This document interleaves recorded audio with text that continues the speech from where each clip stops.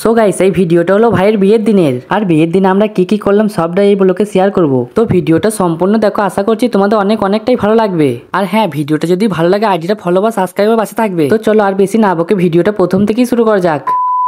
Guys এখন হয়তো বাজবে সকাল 10টা থেকে 11টা মতো, তাই সবাই মিলে একসাথে বেরিয়ে পড়ি বরযাত্রী যাওয়ার উদ্দেশ্যে। কিন্তু আমরা এখান থেকে বরযাত্রী যাচ্ছি টোটাল 150 থেকে 160 জন মতো, আর আমি ভাবি আর ভাবির একটা বোন ছিলাম পরের গাড়িতে।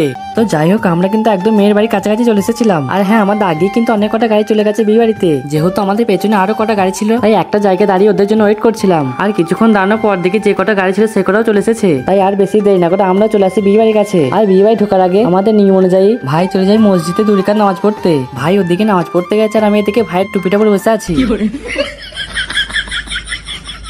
তো যাই হোক, এরপর ভাইয়ের নামাজটা পড়া হয়ে যায়, তাই ভাইয়ের টুপি ভাইকে দিয়ে আমরা এখন যাচ্ছি বিয়ে বাড়ির দিকে।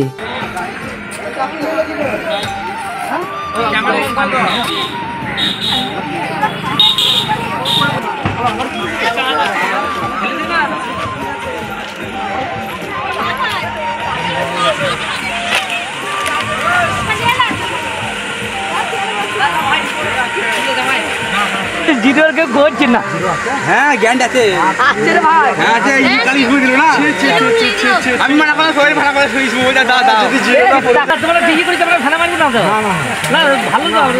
হ্যাঁ দেখো, লাও লাও লাও তুলো ভাই তুলো চলো না সরো। হ্যাঁ হ্যাঁ জামাই কি ব্যাপার লাও হবে না একেবারে জামাই হাত নষ্ট না কাছে বাকি ভাই খাটাই কেউ ও জামাই তুই আইধর ঢুকলে ফোন আইছে ওরে বাবা রে, কোনটা ছোট নাই তো। আরে একটা তোল না, যে কোনো 200 টাকা হবে। তুমি যে একটা না দাও দাও গেছো দাও আমরা ফ্রি কাট নামাজ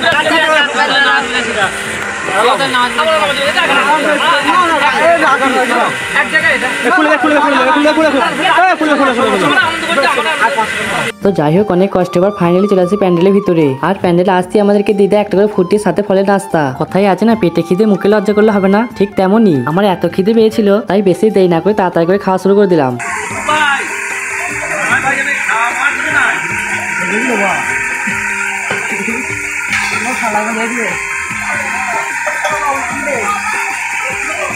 তো যাই হোক, এরপর আমাদের একই প্লেটে দিয়ে দেয় কচুরি, মিষ্টি, সীতাভোগ, মেহিদানা আর অনেক কিছু। তাই ফলের নাস্তার সাথে এই নাস্তাটা কমপ্লিট করলাম। আমাদের এই দুটো নাস্তা কমপ্লিট করতে পেরে 1টা বেজে যায়। আর হ্যাঁ, আজকে ছিল আবার শুক্রবার, তাই বিয়েটাও একটু তাড়াতাড়ি পড়াতে চলে আসে। কিন্তু বিয়ে পড়াতে গিয়ে হলো আরেক সমস্যা। তোমরা হয়তো বুঝতে পেরে গেছো যে আমি কি সমস্যার কথা বলছি। আসলে বিয়েটা যখন পড়া ছিল, আকাশ থেকে নেমেছে সেই লেভেলের পানি, কিন্তু এত পানি হচ্ছিল যে পানি ছাড়া কোনো নামই লিখছিল না। একভাবে পাক্কা 1 থেকে 1.5 ঘন্টা পানি হয়, আর পানির কারণে গোটা প্যান্ডেলটা কাদা একদম ভর্তি হয়ে যায়।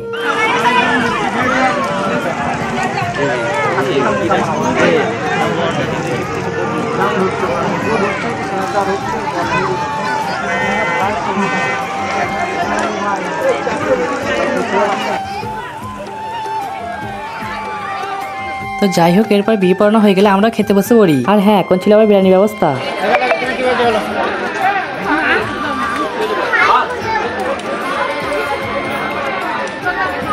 তো যাই হোক, এরপর আর কোনো ভিডিও না করে সিধা চলেছে আলমতলার ভিডিও নিয়ে। আর আলমতলা এসে ভাবিক আর ভাইকে একসাথে বসিয়ে দেয়।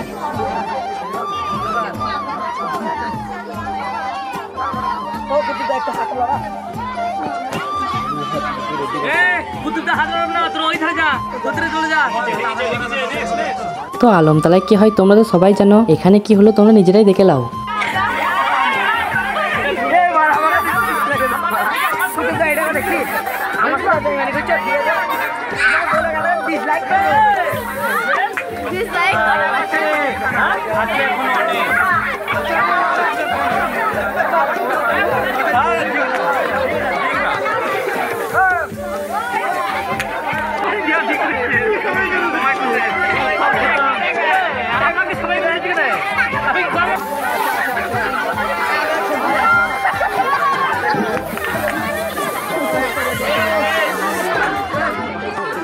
ভাই